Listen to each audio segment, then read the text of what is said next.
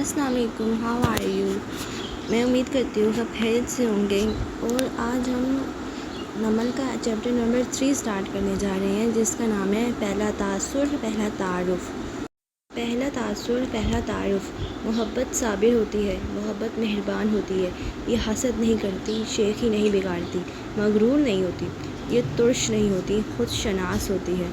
जल्द गुस्सा नहीं करती, गलतियों का हिसाब नहीं रखती, बदी में खुश नहीं होती, सिर्फ सच में तस्कीन पाती है।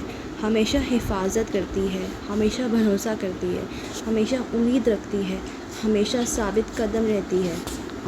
मोहब्बत कभी नाकाम नहीं होती, मगर जो पेश गोइयाँ हैं वो ख़त्म हो जाएंगी, जो ज़ुबानें हैं वो खामोश करा दी जाएंगी, और जो इल्म है वो दम तोड़ जाएगा।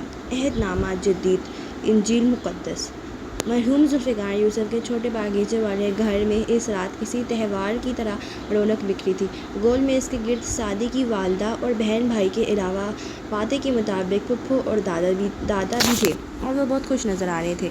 बड़े अब्बा नुदरत को ख़ानदान में किसी का किस्सा सुनाते हुए इस बात को अपनी माजी की किसी याद से जोड़ते पीछे चले गए थे, और अब कोई लंबी सी मिसाल दे रहे थे। बड़े अब्बा असल में इम्तिहानी पर्चों में दी गई इस हिदायत पे अमल करते हैं जो कहती है मंदरजा बाला तस्वीर को मिसालों से वाज़े करें। वो साथ साथ इनकी हर बात पे तबसरा भी कर रहा था। बड़े अब्बा ने तो कोई तवज्जो नहीं दी। ज़ुमर अलबत्ता मुस्कुराहट दबाए खाना खाती रही। हनीन कदरे लाताल्लुक़ बैठी सिर्फ ज़ुमर से खा रही थी। जब पता चला कि भाई ने गुर्दा दिया तो आ गई। अब भाई अच्छा हो गया। और सैम अपने भाई के खाने और बोलने के अंदाज़ की भरपूर नकाली की कोशिश में पुरजोश सा लग रहा था। फुप्पो, मैं इस दफ़ा सेकंड आया था एग्ज़ाम्स में। मेहमान के सामने तो वो कितना आवाज़ को इतना मासूम और शर्मीला बना लेता कि हनी ने ताज्जुब से घूरा, मगर वो कहे जा रहा था। और जो लड़का थर्ड आया वो मुझसे आगे बैठा था और पर्ची बनाकर मुझसे पिछले वाले को नकल करवा रहा था, और मैंने इसे सैम यूसुफ़, हनी ने इस्तराब से पहलू बदलते टोका। अगर आप हमें अपनी बातों से कुछ देर मुस्तफ़ीद ना करें तो कितना अच्छा होगा।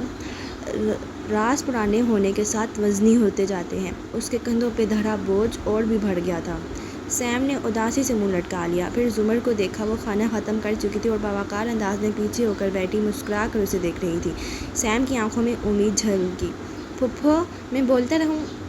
हाँ, तुम बोलते रहो। ज़ुमर ने मुस्कुरा कर सर को खन दिया। वो ज़्यादा पुरजोश होकर वही किस्सा दोहराने लगा। हनीन सर झटक कर पानी पीने लगी। उसका अंदाज़ खिंचा खिंचा सा था। ये ज़ुमर ने पहले भी महसूस किया था, और अब तो सब नहीं किया, मगर सादी ने नज़रअंदाज कर दिया। और ज़ुमर तो वैसे भी मुमताइल मिजाज और मैच्योर थी। उसने यूँ ज़ाहिर किया जैसे महसूस ही ना किया हो, और सैम के माथे के बाल नरमी से संवारती मुस्कुरा कर इसको सुनने लगी। सैम को अब पिछली बात भूल गई थी। उसे नई फ़िक्र ने आन घेरा था। फुप्पो, जब भाई छोटा था तो कैसा था? सादी फ्रिज के दरवाजे को खोले खड़ा पानी की बोतल निकाल रहा था। इस सवाल पे फ़ौरन पलटा। सादी जैसा कोई नहीं है फुप्पो के लिए। उसने वाज़े सैम को चिढ़ाया। हाँ, मगर सैम की अपनी जगह है। ज़ुमर ने सैम का हाथ थाम कर कहा। भाई जैसा कोई क्यों नहीं है? इसलिए सैम कि जब सादी तुम जितना था तो मैं हनीन जितनी थी, और हम बेहतरीन दोस्त थे। हमारा स्कूल भी एक था, और स्कूल जाने से पहले अपने अपने घर से हम एक ही कार्टून देखकर निकला करते थे। हमारे ज़माने में सुबह 7 बजे PTV पे कार्टून लगा करते थे। सादी बोतल हाथ में लिए वापस कुर्सी पे आ बैठा। हनीन खामोशी से नुदरत के साथ बर्तन उठवाने लगी। खाना खाया जा चुका था और वह मज़ीद ज़ुमर के करीब नहीं बैठना चाहती थी। और हमें गेम्स भी एक ही तरह की पसंद थी ज़ुमर, सादी याद करके मुस्कुराते हुए बताने लगा। हम बर्फ़ पानी, ऊंच नीच, पकड़न पकड़ाई, नैलो एक्सप्रेस खेला करते थे, और हाँ, किंग और डार्क रूम और कोना कोना भी। और वो वीडियो गेम याद है, बतख वाली सादी, डक हंट? हम स्कूल से TV स्क्रीन पर फायर किया करते और उड़ती हुई बतखें गिर जाती। हनी ने एकदम सर उठाया। मेज़ साफ़ करते हाथ रुक के। वो पिस्तौल अभी भी हमारे पास पड़ी है, बेख्तियार वो कह उठी। इस पर ज़ुमर ने मुस्कुरा कर उसे देखा तो एकदम जल्दी अपना काम ख़त्म करने लगी। और उसमें सुपर मारियो भी थी और टैंक्स वाली एक गेम भी। और फुप्पो, याद है हम घंटों बैठकर मोनोपली खेला करते थे, मगर मैं मोनोपली में हमेशा दिवालिया हो जाता था, क्योंकि फुप्पो इतनी अच्छी प्लानर थी कि सारी बेहतरीन ज़मीनें खरीद लेती, और मैं ठहरा जज्बाती और नाकाम प्लानर। मेरी गोट जेल में ही फंसी रहती। اور سعدی وہ ایک کارڈ گیم بھی تو ہم کھیلتے تھے، رنگ برنگے کارڈس جن پہ نمبر لکھے ہوتے تھے۔ زمر نے یاد کرنے کی کوشش کی۔ حنین جو واپس آ بیٹھی تھی پھر سے خود پہ قابو نہ پا سکی، بنا سوچے سمجھے بولی، وہ اونو تھی، ہمارے پاس ابھی بھی پڑی ہے۔ اچھا واقعی تمہیں وہ بہت پسند تھی؟ حنین مجھے یاد ہے، اور تمہیں یسو پنجو اکڑ بکڑ ٹائپ کی گیمز بھی بہت پسند تھی۔ زمر اب بالکل حنین کی طرف موڑ کر بولی تو حنین کے لبوں پہ ایک بھولی بھسری مسکراہٹ آ ٹھہری۔ اور آپ کو اینک والا جن بہت پسند تھا؟ خیر مجھے تو نستور پسند تھا، اور نستور کے بارے میں اپنی فیلنگز چھپانے کی بالکل قائل نہیں ہوں۔ حنین کی مسکراہٹ اور بھی بڑھی۔ اور آپ کو دھواں ڈرامہ بھی بہت پسند تھا، ہمارے پاس کیٹس تھی اس کی، اور آپ ہر دفعہ داؤد کے مرنے کے سین پہ اٹھ کر چلی جایا کرتی تھی۔ او حنین، میں تو یہ سمجھنے سے قاصر ہوں کہ ڈرامہ نگار اسی کردار کو کیوں مار دیتا ہے جس کو ہم بہت پسند کرتے ہیں۔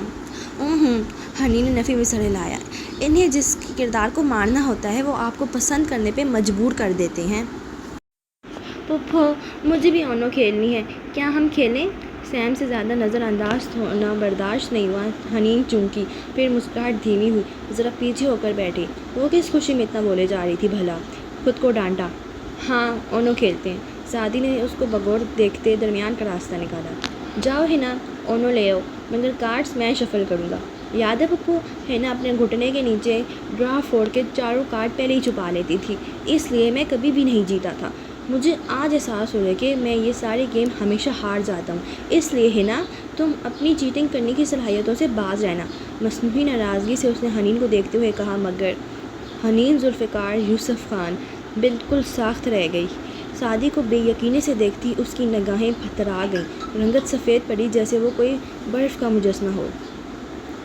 میں چیٹنگ نہیں کرتی بھائی، اسے اتنی بے یقینی سے اسے دیکھتے کہا کہ سعدی کی مسکراہٹ غائب ہوئی۔ حنین ایک دم کھڑی ہوئی، زمر نے بھی سر اٹھا کر اسے دیکھا۔ میں کارڈز لاتی ہوں۔ وہ مڑ گئی، سعدی فوراً اس کے پیچھے لپکا۔ آئی ایم سوری، میرا یہ مطلب نہیں تھا۔ وہ سعدی کے کمرے میں اسٹڈی ٹیبل کے سامنے کھڑی تھی جب وہ اس کے سامنے آیا۔ حنین سر ہلا کر جھک کر دراز کھولنے لگی۔ مجھے پتہ ہے تم کبھی چیٹنگ نہیں کر سکتی، میں صرف مذاق کر رہا تھا۔ آئی نو۔ اس نے کارڈز نکالے اور دراز بند کر کے سیدھی ہوئی۔ وہ اسی طرح فکر مندی سے اپنی بہن کو دیکھ رہا تھا جس کی رنگت ہنوز سفید تھی۔ حنین، ہمارا مسیحا صرف ایک شخص ہوتا ہے، اور وہ شخص ہم خود ہوتے ہیں۔ مجھے پتہ ہے بھائی۔ اس نے سر ہلا کر پھیکا سا مسکرانے کی کوشش کی، پھر مڑی تو ایک دم قدم زنجیر ہوئے۔ سعدی کا لیپ ٹاپ کھلا پڑا تھا، زمر کے آنے سے قبل جو وہ کام کر رہا تھا وہ یوں ہی رکھا تھا۔ اسکرین پہ نمبرز چل رہے تھے اوپر نیچے۔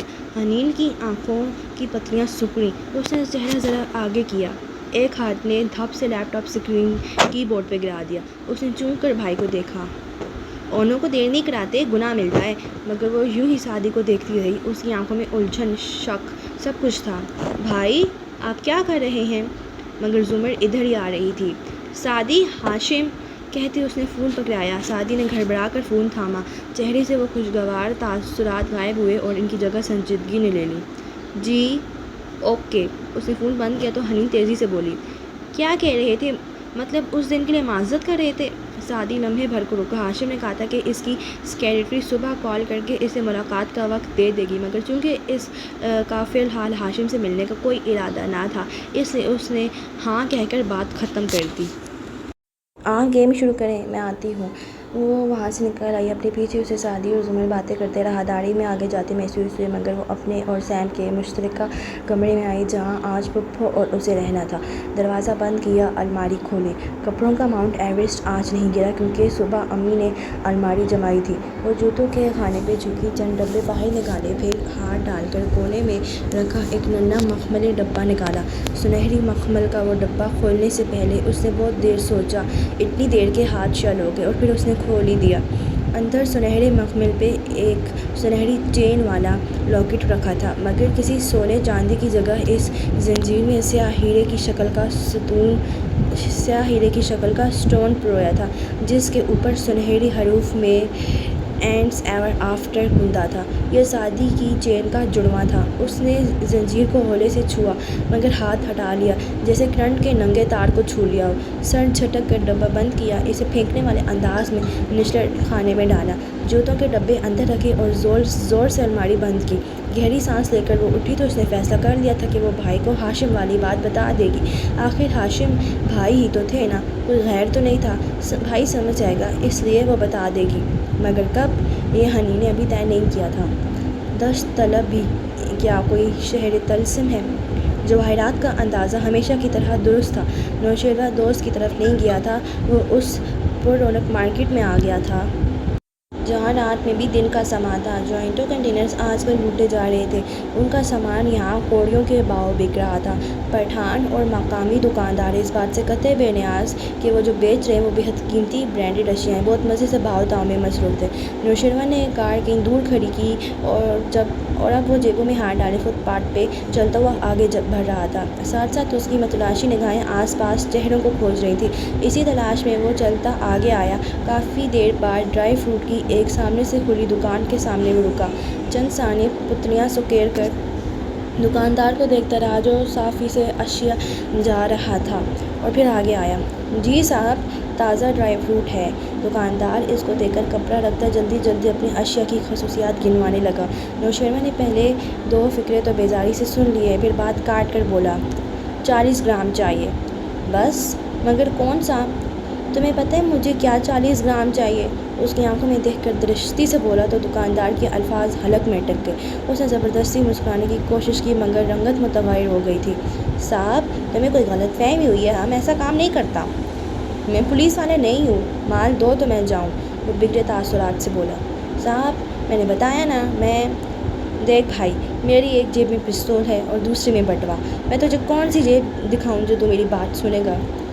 کہتے ساتھ اس نے شرٹ کا کنارہ ترچھا کیا اور پہلی جیب میں عرصہ پستول ذرا سا جھلکا۔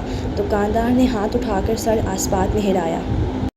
غلامی والے قائد اعظم چلیں گے، اندر آؤ اور بتاؤ کون سا چاہیے؟ نوشیروہ استہزائیہ مسکرائے اس کے پیچھے اندر چلا گیا۔ جس وقت وہ گھر واپس آیا، ہاشم لاؤنج میں نیم دراز تھا، یوں کہ پاؤں میز پر رکھے تھے اور سونیا اس کے سینے پہ سر رکھے ترچھی لیٹی ہاتھ میں آئی پیڈ پکڑے گیم کھیل رہی تھی۔ وہ ایک ہاتھ سے سونیا کے نرم سیاہ بال سہلاتا، دوسرے میں پکڑے مگ سے گھونٹ بھرتے ٹی وی دیکھ رہا تھا۔ بابا، میرا گیم دیکھے نا، وہ خفا خفا سی بولی۔ ہاشم نے ایک نظر اسکرین پہ ڈالی۔ اتنی دیر سے تو ان لمبی ناکوں والے پرندوں کو دیکھ رہا ہوں، اب تو مجھے ان کی شکل بھی یاد ہو گئی ہے، مسکراہٹ دبا کر کہتا وہ پھر سے ٹی وی دیکھنے لگا۔ آپ کو میرا کوئی گیم سمجھ میں نہیں آتا، وہ مسلسل اسکرین پہ انگلیاں چلاتی کہہ رہی تھی۔ میں اس طرح کے گیم نہیں کھیلا کرتا سونی، اور جو میں کھیلتا ہوں وہ میں ہمیشہ جیتتا ہوں۔ شیرو میرے ساتھ سب گیم کھیلتا ہے۔ ہاں، شیرو اور تمہاری عمر میں زیادہ فرق ہے بھی نہیں۔ ہاشم نے ٹی وی کو دیکھتے ہوئے جھک کر اس کے بال چومے۔ کیا سونی کو پتہ ہے وہ ماما کے ساتھ چھٹیوں پہ نہیں جا رہی؟ وہ گیم میں مصروف تھی۔ گڈ، میرے دو ایک کام ختم ہو جائیں پھر بابا اور سونی چھٹی پہ جائیں گے، ٹھیک؟ اور شیرو بھی جائے گا اور ماما بھی اور ممی بھی؟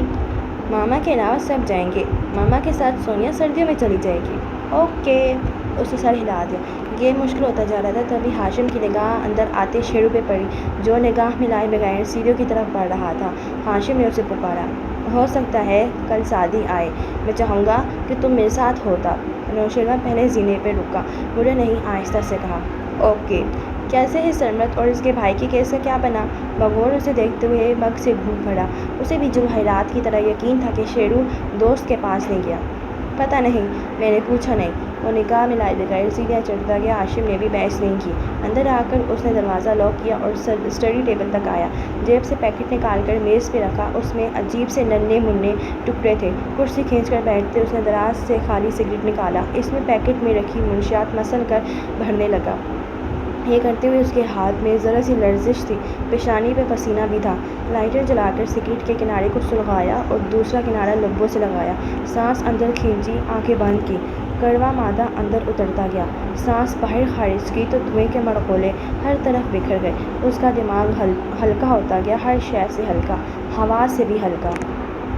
ناشتے کے بعد تیاری کی افراتفری پورے گھر میں پھیلی تھی۔ سیم بھاگ بھاگ کر اسکول کے لیے تیار ہو رہا تھا، سعدی آفس اور زمر کورٹ کے لیے۔ واپسی پہ اس نے بڑے ابا کو لے کر اپنے گھر جانا تھا، سو وہ سب سے زیادہ سکون سے بیٹھے تھے۔ حنین ان کے قریب بیٹھی اخبار میں سے کچھ سناتی، ساتھ ساتھ تبصرہ بھی کیے جا رہی تھی۔ جب زمر ادھر آئی، حنین کی بولتی زبان ذرا دھیمی ہوئی، الرٹ سی ہو کر بیٹھی۔ زمر بھی ساتھ اٹکی۔ حنین نے اسے نظر انداز کیا۔ ماسٹرز کس سبجیکٹ میں کرنے کا ارادہ ہے حنین؟ جھک کر جوتے کے اسٹریپ بند کرتے وہ ساتھ نرمی سے پوچھنے لگی۔ حنین کے تنے تاثرات قدرے نرم ہوئے۔ لٹریچر میں یا عربی میں؟ ابھی فیصلہ نہیں کیا۔ پھر رکی اور اضافہ کیا، بیچلرز میں بھی لٹریچر رکھا تھا نا؟ یہ تو اچھی بات ہے، تم اتنی ذہین ہو، کچھ بھی کر لو گی۔ وہ اب جھکی ہوئی دوسرا جوتا بند کر رہی تھی۔ حنین ذرا سا مسکرائی، ساتھ ہی وہ اخبار کے کونے کو عادتاً ناخن کے اندر رگڑ رہی تھی۔ مگر مجھے یاد ہے تم نے FSC میں بورڈ میں پوزیشن لی تھی اور انٹری ٹیسٹ میں بھی بہت اچھے نمبر سے ٹاپ میرٹ بنتا تھا تمہارا، پھر انجینئرنگ میں کیوں نہیں لیا ایڈمیشن؟ حنین کی مسکراہٹ مدھم ہو گئی۔ اس نے سر اٹھا کر زمر کو دیکھا، وہ اسٹریپ بند کر کے اٹھ رہی تھی۔ لوگوں کو پتہ بھی نہیں چلتا اور وہ گردن دبا جاتے ہیں۔ اچانک سے دل پلٹ گیا تو BA میں داخلہ لیا۔ دل تو کبھی بھی پلٹ جاتا ہے نا پھپھو۔ اس کا اخبار کا کنارہ رگڑتا ناخن مزید تیز ہو گیا۔ سر جھکا کر وہ بڑے ابا کو کوئی دوسری خبر سنانے لگی، البتہ اب کے انداز سست تھا۔ زمر نے جاتے جاتے مڑ کر اسے دیکھا۔ یہ آخری فقرہ کہتے اس کی آواز میں نہ طنز تھا نہ تلخی، بس عجیب سی اداسی تھی۔ وہ راہداری سے گزر کر سعدی کے کمرے کے دروازے تک آئی تو وہ آئینے کے سامنے کھڑا نظر آ رہا تھا۔ کالر اکڑے ہوئے اوپر کھڑے تھے اور وہ ٹائی کی گرہ لگا رہا تھا۔ زمر ذرا سا مسکرائی، دروازہ ہولے سے بجایا۔ تو تمہارا کوئی آفس بھی ہے؟ گرہ کھینچ کر اوپر لے جاتے وہ خفگی سے پلٹا اور کالر درست کیا۔ 2 سال میں پہلی دفعہ چھٹی لی، وہ بھی صرف 2 ہفتے کی، اور بہت سے چپراسی تک ہر بندہ گزرتے گزرتے تانے دے جاتا ہے۔ آپ تو ایسا مت کریں۔ اوہ، اور اتنی لمبی چھٹی لیے کیوں؟ سعدی چپ ہو گیا۔ جج پہ آخری دنوں میں پریشر ڈالنا تھا، ماموں کو نکلوانا تھا، ہاشم بھائی کا لیپ ٹاپ ہیک کرنا تھا، جس کا موقع آپ کے توسط سے مل ہی گیا، اور اب ان کا فائلز کو کھولنا ہے، مگر چھٹی ختم۔ یہ صرف سوچا تھا، جب بولا تو محض اتنا۔ کچھ ریسرچ کر رہا تھا، اسی کو مکمل کرنا تھا۔ چلو پھر ویکینڈ پہ ملنے کا پلان کرتے ہیں۔ جی، آپ تو شادی میں نہیں آئیں گی نا؟ اس نے سرسری سا ذکر چھیڑا۔ وہ جو مڑنے لگی تھی چونک گئی۔ کس کی شادی؟ اب پورا رشتہ معلوم نہیں، مگر جس لڑکے کی شادی ہے وہ ہمارا بھی رشتہ دار ہے، اور اس حماد کا بھی۔ حماد اور کرن اس لیے تو آئے ہوئے ہیں آسٹریلیا سے، وہ بھی ہوں گے شادی پہ، اور کرن کاردار خاندان کو بالخصوص بلوائے گی، وہ سب بھی ہوں گے، سو ادھر آپ حماد کا سامنا نہیں کر سکیں گی، مجھے پتہ ہے، اس لیے آپ کا کارڈ ادھر آیا تو میں نے امی سے کہا کہ پھپھو کو نہ بھیجیں، وہ نہیں آئیں گی۔ زمر کے لب بھینچے اور آنکھوں کی پتلیاں سکڑیں، سینے پہ بازو لپیٹ کر اسے تندہی سے دیکھا۔ اور تمہیں کیوں لگا کہ میں اس کا سامنا نہیں کر سکتی؟ آپ نہیں کر سکتی، تبھی تو خاندان میں کسی تقریب پہ نہیں جاتی۔ خیر، آپ نے نہیں جانا تو کوئی بات نہیں، میں سمجھ سکتا ہوں، بہت سمجھداری سے اس نے کہا۔ میں اس لیے نہیں جاتی کیونکہ وقت نہیں ملتا، اور ویکینڈ پہ وقت ہوگا پھر؟ تیزی سے بولا۔ زمر نے بے دہانی سے ہاں کہا تو اس نے تیزی سے پوچھا، مطلب آپ چلیں گی؟ میں دیکھوں گی، وہ رک کر بولی، پھر گھڑی دیکھی، اسے اب چلنا تھا۔ وہ نکلی تو ساتھ ہی مکمل تیار ہو کر نکھرا سا باہر نکلا۔ لاؤنج میں بڑے ابا تھے، حنین سونے چلی گئی تھی۔ انہوں نے سوالیہ نظروں سے اسے دیکھا۔ وہ تقریب پہ جانے کے لیے مان گئی؟ بالکل، مسکرا کر کہتے اس نے چائے کا کپ اٹھایا اور سامنے بیٹھا۔ بڑے ابا نے تعجب سے اسے دیکھا۔ تم نے کیسے راضی کیا اسے؟ میں کہتا تو کبھی نہ مانتی۔ اب آپ کے پاس سعدی یوسف جیسا دماغ تھوڑی ہے۔ گھون بھرتے وہ مسکرایا، پھر کچن کی طرف رک کر کے آواز لگائی، امی آپ ناشتہ لاہور سے لا رہی ہیں یا کچن سے؟ کچن سے، میں نے جوتا پھینکنا تمہارے قد کا لحاظ کیے بغیر۔ وہ ٹرے اٹھائے مصنوعی خفگی سے بولتی آ رہی تھی۔ سعدی نے افسوس سے دادا کو دیکھا۔ کوئی مانے گا کہ یہ خاتون میرے پیچھے میرے بہن بھائی کو میری مثالیں دیتی ہیں؟ مجھے پتہ ہے اچھے سے، جلدی کا شور اس لیے مچاتے ہو کہ ناشتہ آدھا کرنا پڑے۔ اب اگر تم نے یہ ناشتہ نہ کیا نا سعدی تو مجھے امی نہ کہنا۔ وہ سامنے بیٹھتے ہوئے اس کی شکایت دادا سے لگا رہی تھی۔ وہ مسکراتے ہوئے بس سن رہا تھا۔ سعدی نے حسب عادت تھوڑا سا کھایا، پھر ہاتھ صاف کرتا اٹھا اور بہت متانت سے ماں کو مخاطب کیا، اچھا ندرت بہن، اللہ حافظ۔ اور اس سے پہلے کہ وہ واقعی اس کا قد کا لحاظ کیے بغیر ایک جوتا جڑ دیتی، وہ باہر نکل چکا تھا۔ سارا آفس کے لیے تیار کا دروازہ کھول رہی تھی جب گیٹ کی گھنٹی بجی۔ اس نے مڑ کر دیکھا، گیٹ اونچا تھا، یہاں سے معلوم نہیں ہوتا تھا کہ باہر کون ہے۔ وہ چابی دروازے میں چھوڑ کر باہر کار کی چھت پہ رکھ کر گیٹ تک آئی اور اسے کھولا۔ آدھا دروازہ کھلتے ہی ہاتھ ٹٹک کر رکا۔ باہر فارس کھڑا تھا، ٹی شرٹ، جینز، چھوٹے کٹے بال، سنجیدہ گہری نظریں اور اسپاٹ چہرہ۔ سارا نے باقی دروازہ سست روی سے کھولا۔ فارس! کوئی نادیدہ لٹ کان کے پیچھے رستی وہ ایک طرف ہٹی، چہرے پہ تذبذب سا در آیا۔ آپ ٹھیک ہیں؟ سرسری سے سوال کیا، البتہ اس کو دیکھ گہری نظر سے رہا تھا۔ وہ میں سر ہلا کر مزید ایک جانب ہوئی۔ میرا اتنی صبح آنا اچھا نہیں لگا یا آنا ہی؟ اس کی ہچکچاہٹ کے باعث وہ ذرا سر سا بولا۔ سارا کے چہرے پہ شرمندگی ابھری۔ ایسا نہیں ہے، آؤ، بچیوں سے ملنے آیا تھا میں۔ وہ وہیں کھڑا رہا۔ سارا بھی ادھر ہی کھڑی رہی مگر اس سے نگاہ نہیں ملائی۔ وہ اسکول کے لیے تیار ہو رہی ہیں، بس ہم نکلنے ہی والے تھے۔ ساتھ اس نے گھڑی دیکھی جیسے جلدی میں ہو۔ یعنی کسی اور وقت آؤں؟ اس کے چہرے کے بدلتے رنگ بغور دیکھتے وہ خشک انداز میں کہہ رہا تھا۔ سارا نے اضطراب سے چہرہ اٹھا کر اسے دیکھا۔ تم آ سکتے ہو فارس، مگر زیادہ نہیں۔ اس کے تاثرات پڑ رہا تھا۔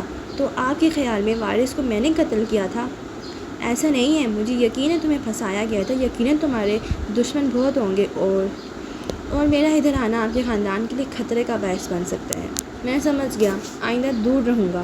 سر ہلا کر وہ یوں کہہ رہا تھا جیسے واقعی سمجھ گیا ہو۔ سارا نے دکھ سے اسے دیکھا۔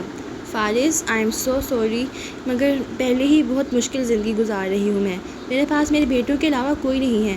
میں ان کو کسی خطرے میں نہیں ڈال سکتی۔ تم پلیز مجھے غلط مت سمجھنا۔ کہا نا، سمجھ گیا۔ اب مل لوں یا جاؤں؟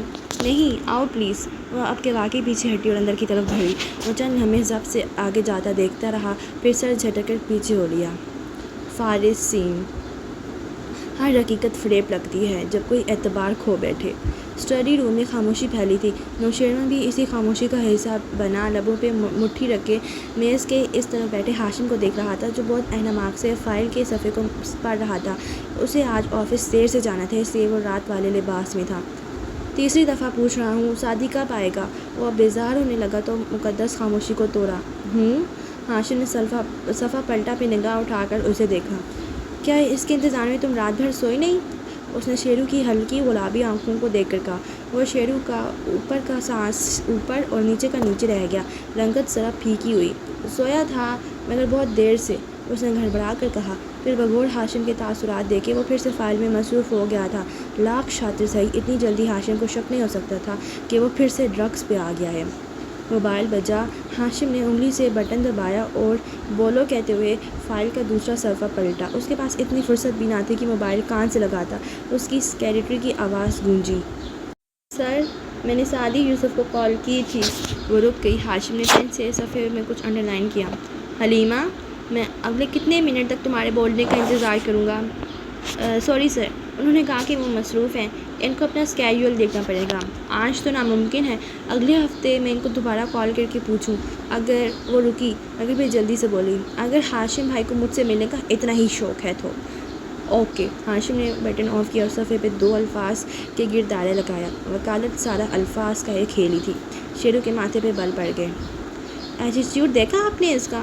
بدتمیز انسان، خود کو سمجھتا کیا ہے؟ ہاشم نے تھکاوٹ سے نفی میں سر ہلا کر شیرو کو دیکھا۔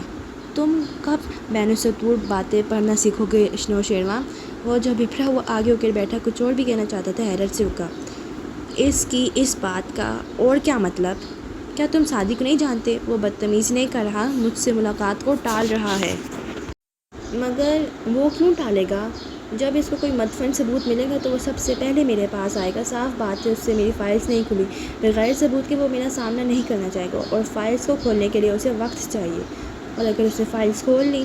نہیں کھلیں گی، ہاشم نے اطمینان سے کہتے ہوئے وہ فائل اسٹینڈ پہ رکھے بلندے پہ ڈالی اور لیپ ٹاپ اپنے قریب کیا۔ سعدی کبھی بھی کمپیوٹرز کے ساتھ اچھا نہیں۔ میرے کمپیوٹر کی ہارڈ ڈرائیو کو وہ اپنی کسی ڈیوائس سے ریموٹلی ایکسیس تو کر سکتا ہے، مگر فائلز پہ لگے تالے کھولنے کے لیے وہ ایسے پروگرامز استعمال کرے گا جو تالا توڑ نہیں سکتے۔ مگر اس میں باری باری ہزاروں چابیاں لگا کر دیکھتے ہیں کہ شاید کوئی چابی لگ جائے، اور جب آدھے سفر میں بھی تالا نہیں کھلتا تو فرسٹریشن کا شکار شخص زور زور سے چابی گھماتا ہے۔ اور اس کے بعد پتہ ہے کیا ہوتا ہے شیرو؟ وہ ہلکا سا مسکرایا۔ غلط چابی تالے میں ٹوٹ جاتی ہے اور ٹوٹی چابی والا تالا پھر صحیح چابی سے کھولنے کے قابل بھی نہیں رہتا۔ اور اگر تمہاری گلستان سعدی ختم ہو چکی ہے تو میں کام کر لوں؟ شیرو ماتھے پہ بل لیے اٹھا، میز پہ دھرا اپنا موبائل اٹھایا۔ ادھر سے اس نے اپنا موبائل کو دیکھا، ادھر ہاشم نے اس کی نگاہوں کو۔ پھر ہاشم نے سنجیدگی سے ہاتھ بڑھایا۔ فون دو۔ شیرو نے ناسمجھی سے اسے اپنا فون پکڑایا۔ ہاشم نے اسکرین کو چند دفعہ دبایا۔ یہ سعدی کا نمبر ہے۔ اسکرین شیرو کو دکھائی اور فون پھر اپنے سامنے کر لیا۔ اور یہ ہو گیا سعدی کا نمبر ڈیلیٹ۔ دوبارہ اسکرین لہرائی۔ نوشیروان کا منہ کھل گیا۔ بھائی مگر تم میری اسٹڈی سے نکل کر اسے کال کرنے اور اس پہ غصہ کرنے کا سوچ رہے تھے نا؟ بالکل بھی انکار مت کرنا، اور مجھے معلوم ہے تم اس کا نمبر کہیں سے دوبارہ بھی لے سکتے ہو، مگر میں تمہیں یہ بتانے کی کوشش کر رہا ہوں کہ اگر تم نے سعدی کو چھیڑ کر میرے لیے کوئی مصیبت کھڑی کی تو میں تمہارے ساتھ کتنی سختی سے پیش آ سکتا ہوں۔ اس کا فون اپنے دراز میں ڈالتے ہوئے قطعیت سے کہہ رہا تھا۔ شیرو نے خفگی سے اسے دیکھا، پھر اوکے کہہ کر مڑ گیا۔ اور ناشتے کے لیے جاتے فیونا سے کہہ دینا کہ آج کے سارے کھانے تمہیں تمہارے کمرے میں پہنچائے، کیونکہ آج کے دن تم گھر سے باہر نہیں نکلو گے۔ وہ کوئی دوسری کتاب کھولتے ہوئے کہہ رہا تھا۔ شیرو ہکا بکا سا پلٹا۔ میں 25 سال کا ہوں بھائی، اس نے احتجاجاً دبا دبا سا کہا، اور میں 37 کا۔ کیا مجھے دوبارہ دہرانے کی ضرورت ہے کہ تم آج کے لیے گراؤنڈڈ ہو؟ آبرو اٹھا کر ایک سخت نگاہ اس پہ ڈالتے ہاشم نے پوچھا۔ شیرو کے اعصاب ڈھیلے پڑ گئے۔ سوری بھائی، میں اسے اپروچ نہیں کروں گا، اور میں اس بات پہ کل صبح یقین کروں گا۔ فیونا سے کہو میرا ناشتہ یہیں پہنچا دے، میں آفس دیر سے جاؤں گا۔ شیرو نے منہ بنا کر دروازہ کھولا اور باہر نکل گیا۔ اس کے نکلتے ہی ہاشم نے بند دروازے کو دیکھا اور ہلکا سا مسکرا کر سر جھٹکا۔ یہ کب بڑا ہوگا؟ واپس کتاب کی طرف متوجہ ہوتے ہوئے وہ لمحے بھر کو رکا، چہرہ اٹھا کر ادھر ادھر دیکھا۔ اسٹڈی کے ریکس، کتابیں، لیمپس، ایک عجیب سا نوسٹالجیا نے ہاشم کو اپنی گرفت میں لے لیا۔ کتاب پڑھنے کر کے اس نے پیچھے ٹیک لگائی اور قلم ہاتھوں میں گھماتے ان در و دیوار کو دیکھنے لگا۔ اس کی آنکھوں میں گہری سوچ تھی۔ پھر اس نے اپنا موبائل نکالا اور جیسے ریت میں دبا کوئی گم شدہ صندوق ڈھونڈ رہا ہو، سعدی کا نمبر تلاش کیا۔ فون کان سے لگا کر وہ گھنٹی جاتے سنتا رہا۔ جی ہاشم بھائی۔ وہ آج بھی اس کی کال ریجیکٹ نہیں کر سکتا تھا۔ ہاشم کے لبوں پہ مسکراہٹ در آئی۔ تم نے آنے سے کیوں انکار کر دیا؟ وہ دوستانہ انداز میں پوچھ رہا تھا۔ وہ چند لمحے خاموش رہا۔ آج آفس دوبارہ اسٹارٹ کیا ہے تو ابھی نکلنا مشکل ہوگا۔ تم چاہو تو میں تمہارے آفس آ جاتا ہوں، وہ نرمی سے بولا۔ آپ مجھ سے کیوں ملنا چاہتے ہیں ہاشم بھائی؟ کیونکہ مجھے لگتا ہے تم بدل گئے ہو۔ وقت بدل گیا ہے، وہ محتاط سا بول رہا تھا۔ ہاشم نے 2 انگلیوں سے آنکھیں مس لیں، ناک کی ہڈی کو چپکی میں لیا، پھر گہری سانس لی۔ وقت بھی وہی ہے، میں بھی وہی ہوں، اور تم بھی۔ شاید ہمارے درمیان کوئی غلط فہمی آ گئی ہے، میں وہ دور کرنا چاہتا ہوں۔ مجھے کوئی غلط فہمی نہیں ہے، اسے تو یقین تھا۔ ہاشم خاموش ہو گیا۔ چند لمحے اسٹڈی کی خاموشی ان دونوں کو بولنے پہ مجبور کرتی رہی، مگر دونوں چپ رہے۔ سعدی، کیا ہم واپس جا سکتے ہیں؟ اچھے وقتوں میں واپس، جب ہمارے درمیان یہ ظلمانی باتیں نہیں ہوا کرتی تھیں۔ تم رات کے 1 بجے بھی میری کال پہ چلے آتے تھے۔ جب تم مجھے ہاشم بھائی کہا کرتے تھے تو دل سے کہتے تھے۔ کیا کوئی راستہ بچا ہے سعدی؟ شاید نہیں۔ ہاشم نے موبائل بند کر کے میز پہ ڈال دیا۔ اسٹڈی کے در و دیوار پھر سے بولنے لگی۔ اس کی سماعتوں میں اچھے وقتوں کی باس گشت سنائی دینے لگی۔ بامشکل ان سب کو ذہن سے جھٹکتا ہاشم سیدھا ہوا اور کتاب پھر سے کھول لی۔ دوسری طرف اپنے آفس میں لیپ ٹاپ کے سامنے سوچ میں گم بیٹھا سعدی ابھی تک موبائل کو تک رہا تھا۔ پھر وہ بھی ہر چیز کو ذہن سے جھٹکتا سیدھا ہوا اور لیپ ٹاپ کو قریب کیا، گردن اونچی کر کے آگے پیچھے کا جائزہ بھی لے لیا، اور پھر اپنا پروگرام دیکھا جو ابھی تک چل رہا تھا۔ ناکامی در ناکامی، اسے شدید فرسٹریشن ہو رہی تھی۔ مضطرب سے انداز میں چند ایک کیز دبائیں، پروگرام سے ایک ساتھ 2-3 کام کروانے کی کوشش کی، اور اسکرین پہ جلتا بجھتا نشان جگمگانے لگا۔ اس نے دوبارہ چھیڑ چھاڑ کی اور پروگرام کرپٹ ہو گیا۔ پارٹی کی ساری محنت ضائع چلی گئی، چابی لاک میں ٹوٹ گئی تھی، سب برباد ہو گیا۔ فائلز ڈیمیج ہو چکی تھیں اور اب کوئی بھی چیز ان کو ریکور نہیں کر سکتی تھی۔ اس نے سر دونوں ہاتھوں میں تھام لیا۔ وہ واقعی کمپیوٹرز کے ساتھ اچھا نہ تھا، اور وہ بغیر ثبوت کے کسی سے بھی مدد نہیں مانگ سکتا تھا۔ اب وہ کیا کرے؟ اس نے سر اٹھا کر اپنے آفس کو اجنبی نظروں سے پھیکی پڑی رنگت کے ساتھ دیکھا۔ دوبارہ سے ہاشم کا کمپیوٹر؟ ناممکن۔ اب تو ہاشم اس کو اپنے قریب بھی نہ پھٹکنے دے۔ اور ایک وقت تھا جب اس نے یاد کرنے کی کوشش کی۔ اچھے وقتوں کی ساری کہانیاں فضا میں آج بھی انمٹ روشنائی سے لکھی تھی۔ 7 سال پہلے عشرت رفتہ کو آواز دیا کرتی ہیں ہر نئے لمحے کی دہلیز پہ جا کر یادیں۔ کانٹریکٹ لاء کی کلاس میں مخصوص خاموشی تھی۔ باہر اترتی شام کی سرسراہٹوں میں اندر کاغذ پہ قلم گھسیٹنے کی آواز مدغم ہو رہی تھی۔ تمام طلباء غور سے سننے کی اداکاری کرتے لیکچرار کی جانب متوجہ تھے، جو لیکچر کا اختتام کرتے ہوئے حسب عادت کہہ رہی تھی: میرا خیال ہے میری اتنی لمبی تقریر آپ میں سے بہت سو کی سمجھ میں آ گئی ہوگی، اور اگر میرا خیال درست ہے تو چند ایک کی سمجھ میں نہیں بھی آئی ہوگی۔ اس لیے وہ چند ایک ابھی یا امتحانات سے قبل میرے پاس فارغ وقت میں آ کر اپنی کنفیوژن کلیئر کر لیں، اور اگر آپ نے ایسا نہ کیا تو اپنے رزلٹ کی خرابی کی تمام ذمہ داری صرف آپ کے کندھوں پہ ہوگی، رائٹ؟ نرمی سے مسکرا کر کہتی زمر یوسف کی آنکھیں پوری کلاس پہ مرکوز تھیں، اور اس نرمی میں بھی رعب نپاہ تھا۔ آدھے کیچڑ میں بندھے گھنگریالے بال، شفاف جلد، ناک میں سونے کی بالی کی طرح نتھ، اور ہاں، ابھی آنکھوں کے گرد ایک دو جھریاں بھی نہیں پڑی تھیں۔ چند ایک طلباء و طالبات نے ہاتھ بلند کیے، کنفیوژن کلیئر کی۔ وہ تحمل سے جواب دیتی رہی، اور ایسا کرتے ہوئے اس کی نگاہ ہال کے ایک ایک چہرے سے گزرتی اس اجنبی شناسہ کے چہرے پہ ٹھہر سی گئی۔ لبوں پہ مبہم سا مسکراہٹ والا وہ شخص اس ایوننگ کلاس میں 4 رو سے آ رہا تھا، اور ہر دفعہ اسے دیکھ کر لاشعور میں کوئی احساس جاگزی ہوتا جیسے وہ اسے کہیں دیکھ چکی ہے، مگر وہ شعور اس چہرے کو کسی نام کے ساتھ فٹ نہیں کر پا رہا تھا۔ سو وہ نظر انداز کر کے کلاس برخاست کرنے لگی۔ اسٹوڈنٹس یکے بعد دیگرے اٹھ کر جانے لگے۔ زمر نے میز سے اپنی چیزیں سمیٹی، ان کو ترتیب سے بیگ کی مختلف خانوں میں رکھا، نفاست سے فائل اور کتابیں جوڑی، بیگ کندھے سے لٹکایا اور سر اٹھایا تو وہ شخص سامنے کھڑا تھا۔ کہیے، میں آپ کی کیا مدد کر سکتی ہوں؟ وہ سر جھکا کر بیگ کی زپ بند کرتے ہوئے بولی۔ میز کی چمکتی سطح میں اس کا عکس دکھائی دے رہا تھا، لمبا چوڑا، کافی سمارٹ، 28-29 سال کے لگ بھگ، ہلکی آنکھوں اور چھوٹے کٹے بالوں والا وہ شخص۔ میں کروں آپ کی مدد؟ اس نے نرمی سے کہا، مگر لاپرواہی کا عنصر غالب تھا۔ زمر نے بے اختیار سر اٹھا کر دیکھا۔ سوری، میں مائگریٹ ہو کر ادھر آیا ہوں۔ انگلی سے کان کی لو مسلتا وہ ادھر ادھر دیکھتا کہہ رہا تھا۔ اس کا انداز غصہ نہیں دلاتا تھا، ورنہ کوئی ایسے بات کرتا تو شاید اس کے سر پہ لگ جاتی۔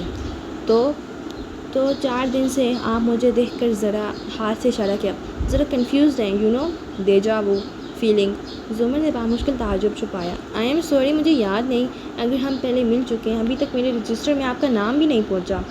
شاید کئی سال پہلے، اب تو یاد بھی نہیں۔ پھر سے ذرا سے شانے اچکائے۔ زمر بھنوئی سکیلے اس کو دیکھتی رہی تو وہ ذرا سا مسکرایا۔ میں فارس غازی ہوں، سعدی کا ماموں۔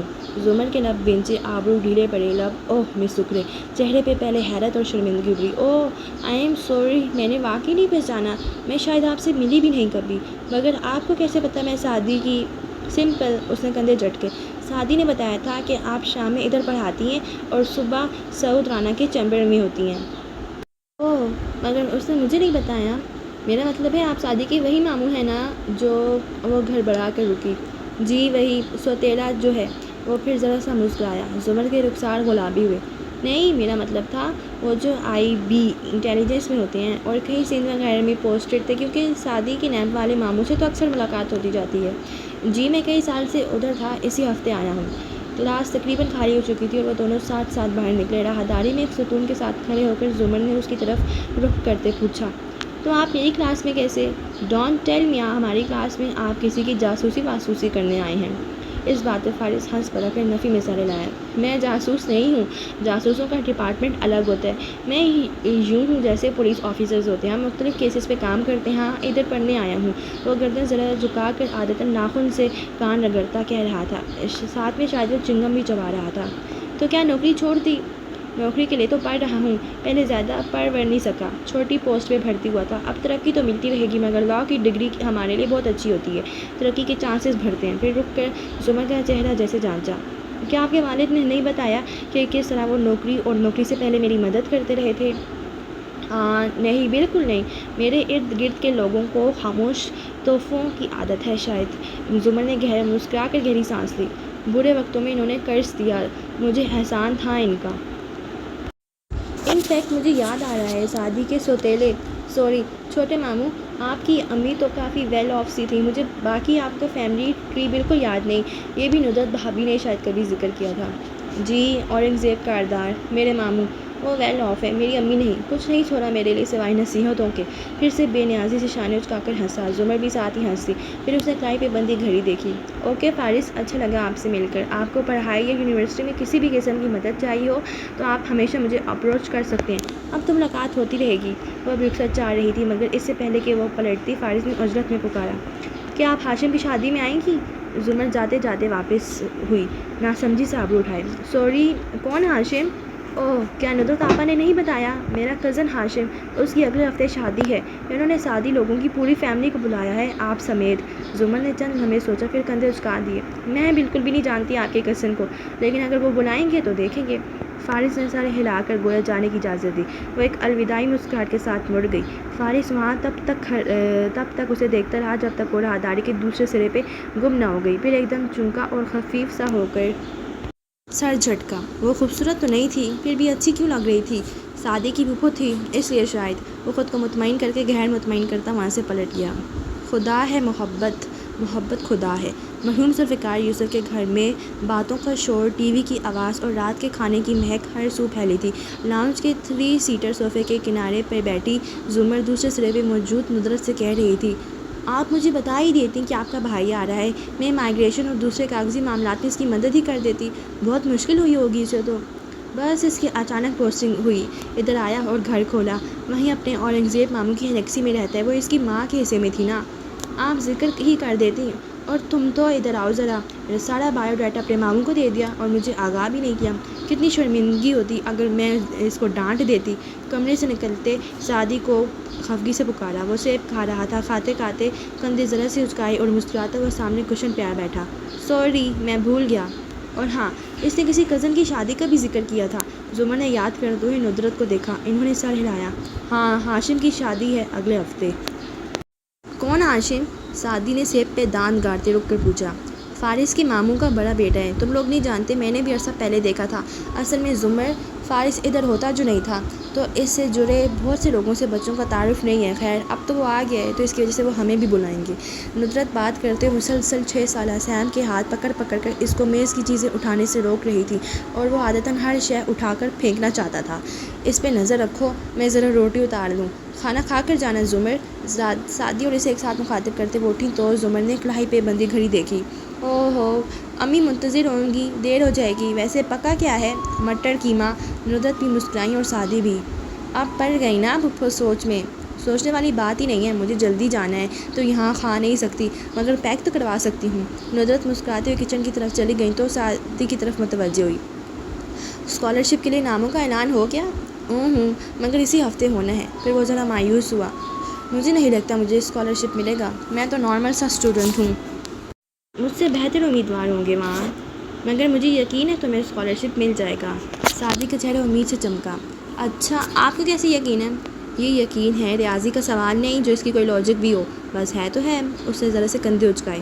چلیں سب نام لکھوائیں، ہم پارٹی کر رہے ہیں۔ اندر سے 13 سالہ حنین بولتی ہوئی آئی۔ اس کے ماتھے پہ کٹے ہوئے بال گرے تھے، ناک میں چشمہ تھا اور لبوں پہ شرمندگی مسکراہٹ جو صرف زمر کو دیکھ کر آتی تھی۔ زمر بھی اسے دیکھ کر مسکرائی۔ حنین نے ایک فہرست سامنے رکھی اور ہاتھ میں پین پکڑے بہت سمجھداری سے اعلان کیا، سوموار کی شام ہم پارٹی کریں گے، میں دہی بھلے لاؤں گی اور سیم تم برگرز لاؤ گے، تحکم سے سیم سے کہا۔ وہ جلدی جلدی سر اسپاد میں ہلانے لگا۔ سیم کی چیز ہمیشہ امی لاتی تھیں۔ اور پھپھو آپ؟ زمر کو دیکھ کر پوچھتے اس کی آنکھوں میں وہی شرمندگی مسکراہٹ پھر سے جھلملانے لگی۔ میں لازانیہ لاؤں گی۔ اور امی آپ؟ حنین نے زور سے آواز دی۔ کچن سے آواز واپس آئی، میں فروٹ چاٹ لاؤں گی۔ اب سب نے سوالیہ نظروں سے سعدی کو دیکھا تو وہ ایک گال کھجاتا ہوا بولا، میں بھرتن لاؤں گا۔ حنین نے بنوئی ناراضگی سے بیچی۔ فوراً پھپھو کو پکارا، پھپھو بھائی کو کہیں یہ سموسے لائیں گے۔ اتنا کچھ تو ہے، پہلے تم وہ تو کھاؤ کٹو۔ کوئی بہانہ نہیں سعدی، تم سموسے لاؤ گے۔ زمر نے مسکراہٹ دبا کر اسے تنبیہ کی۔ وہ منہ میں کچھ بڑبڑا کر سر جھٹک کر رہ گیا۔ حنین کے ناراض تاثرات نارمل ہوئے۔ اس نے بڑے جوش سے سعدی کا نام لسٹ میں لکھا، پھر باری باری سب سے سائن کروائے۔ تب بھی امی نے پکارا تو وہ پھپھو کا باکس لینے کچن میں بھاگی۔ زمر نے پانی مانگا تو سعدی بھی پیچھے ہی گیا۔ زمر نے پرس سے سن گلاسز نکالے اور آہستہ سے صوفے کے نیچے کارپٹ پہ رکھ دیے، پھر سیدھی ہو کر بیٹھ گئی۔ ندرت ڈبہ لے آئیں تو وہ سب اسے چھوڑنے دروازے تک آئے۔ حنین فوراً واپس آ کر لاؤنج کی کھڑکی کا پردہ ہٹا کر دیکھنے لگی۔ زمر اور سعدی کار کے پاس کھڑے تھے۔ زمر اندر بیٹھنے لگی، پھر کسی احساس کے تحت بیگ کھولا، ادھر ادھر دیکھا۔ حنین چونکی، پھر فوراً صوفے تک آئی، چیزیں ادھر ادھر کیں، اوپر نیچے دیکھا، گلاسز نیچے گرے پڑے تھے۔ اوہ پھپھو کچھ بھول گئیں، فاتحانہ خوشی سے کہتی وہ اینک اٹھا کر دروازے کی طرف بھاگی۔ زمر واپس آ رہی تھی، ادھر اس نے دروازہ کھولا، ادھر حنین نے شرمیلی مسکراہٹ کے ساتھ گلاسز والا ہاتھ بڑھایا۔ میں شاید اپنے اوہ! زمر کا سوال ابھی مکمل نہ ہوا کہ حنین کو دیکھ کر لبوں پہ مسکراہٹ بکھر گئی۔ اس نے اینک پکڑی اور ہولے سے حنا کا گال تھپتھپایا۔ میری زندگی میں ہونے کے لیے شکریہ حنا۔ اب کہ وہ گئی تو حنین واپس صوفے پہ آ بیٹھی۔ اسے دوبارہ کھڑکی میں نہیں کھڑے ہونا تھا، کیونکہ زمر صرف ایک دفعہ بھول کرتی تھی، حنین امید بھی صرف ایک دفعہ لگاتی تھی۔ اس نے میز سے لسٹ اٹھائی تو فوراً سے مسکراہٹ اڑن چھوئی۔ وہاں سعدی کے نام سے آگے لکھا سموسے کاٹ کر برتن لکھا ہوا تھا۔ اور بھائی خود غائب تھا۔ حنین نے غصے سے چلانے کے لیے منہ کھولا، مگر خود ہی ہنس پڑی اور برتن کو دوبارہ سموسے کر کے لاؤنج کے کونے میں رکھی کمپیوٹر ٹیبل پہ آ گئی۔ ادھر اس نے کمپیوٹر آن کیا، ادھر سیم ساتھ والی کرسی پہ آ بیٹھا۔ وہ گیم کھیلے گی تو وہ دیکھے گا۔ یہی دستور تھا، یہی معمول تھا۔ ڈائننگ ٹیبل پہ کریلے گوشت کے قریب مٹر قیمہ بھی ایک چھوٹے ڈونگے میں رکھا تھا اور فرحانہ بیگم اس میں سے چمچ سے سالن نکالتی کہہ رہی تھی، مرچی ندرت ہمیشہ سے تیز ڈالتی ہے، اب اگر تمہیں دینا ہی تھا تو سالن دیتی جس میں مسالہ کم ہو، مگر نہ جی۔ سربراہی کرسی پہ براجمان بڑے ابا روٹی کا نوالا توڑ رہے تھے اور دائیں ہاتھ بیٹھی زمر پانی کا گھونٹ بھر رہی تھی۔ دونوں نے ہی نہیں سنا۔ اصل میں پتہ ہوتا نا اس کو کہ ہم دونوں بھوڑوں نے بھی کھانا ہے اور مرچی ہمیں کتنا نقصان کریں گی۔ اب کی بار یوسف خان نے خفگی سے ان کو دیکھا۔ بھوڑوں کی فہرست آپ تو خود تک محدود رکھیے بیگم، میں اب بھی ان میں شامل نہیں ہوا ہوں۔ زمر نے مسکراتے ہوئے منہ میں موجود لقمہ چبایا اور پھر ان کو متوجہ کیا۔ پتہ ہے آج کل میری کلاس میں کون آ رہا ہے؟ کہہ کر اس نے دوسرا لقمہ منہ میں رکھا اور لب بند کیے بہت نفاست سے اسے چباتی رہی اور وہ دونوں اس کو دیکھتے رہے۔ جب نگل چکی تو بولی، فارغ غازی، ندرت بھابھی کا سوتیلا بھائی جو انٹیلیجنس میں ہوتا ہے۔ فرحانہ حیران ہوئی، پھر مشکوک، تمہاری کلاس میں وہ کیا کر رہا ہے؟ ہاں زمر، اس نے مجھے بتایا تھا کہ LLB کر رہا ہے، اس سے اس کو ترقی کے چانسز زیادہ ملیں گے۔ یہ لڑکے بھی نا پڑھائی سے بھاگنے کے لیے فورسز میں جاتے ہیں اور پھر وہاں پڑھتے بھی ہیں اور بھاگتے بھی ہیں۔ کیا ندرت نے ذکر کیا تھا پہلے؟ ان کو نظر انداز کے فرحانہ تیزی سے بولیں، کیا ہوتا تو میں تبادلے میں اس کی مدد ہی کروا دیتی۔ وہ سلاد کی پلیٹ اٹھا کر کانٹے سے کچھ کھیرے اپنی پلیٹ میں نکال رہی تھی۔ اب تم زیادہ اچھی نہ بننا کہ اس کے سوتیلے بھائی کو فیورز دینے لگ جاؤ۔ زمر نے گلاس سے گھونٹ بھرا، گیلے لب نیپکن سے تھپتھپائے اور سر اٹھا کر امی کو سنجیدگی سے دیکھا۔ امی، ایک چیز ابھی سے کلیئر کر لیتے ہیں، یونیورسٹی مجھے ایوننگ کلاسز لینے کا ایک معقول معاوضہ دیتی ہے اور اس معاوضے کو حلال کرنے کے لیے ضروری ہے کہ میں یونیورسٹی کے ساتھ کیے گئے اپنے معاہدے کو پورا کروں، جس کے تحت میں ہر اسٹوڈنٹ کی غیر مشروط مدد کرنے کی پابند ہوں، اور اس لیے میں ذاتی تعصب کی بنا پہ نہ کسی کو نقصان پہنچا سکتی ہوں، نہ کسی ذاتی تعلق کی بنا پہ غیر ضروری فائدے دے سکتی ہوں، پھر چاہے بھائی کا بھائی ہو یا سلیم درزی کا بیٹا۔ جو بھی میرے پاس مسئلہ لے کر آئے گا مجھے اسے حل کرنا ہوگا۔ بہت نرمی اور احساس سے اس نے کہا، مگر عام حالات میں شگفتہ رہنے والی فرحانہ ندرت کے ذکر پہ خفا سی ہو کر برتن اٹھانے لگیں۔